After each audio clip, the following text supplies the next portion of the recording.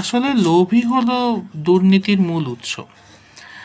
মানুষের মধ্যে কাম, ক্রোধ, লোভ এই তিনটে বিষয় হচ্ছে যখন একদম পুরোপুরিভাবে বজায় থাকে, তখনই কিন্তু তার এই দুর্নীতির মনোবাসনা তার মধ্যে তৈরি হয়। এবং এই দুর্নীতির কারণেই কিন্তু একটা সমাজ ব্যবস্থা ক্রমশ কিন্তু পিছিয়ে পড়তে শুরু করে দেয়।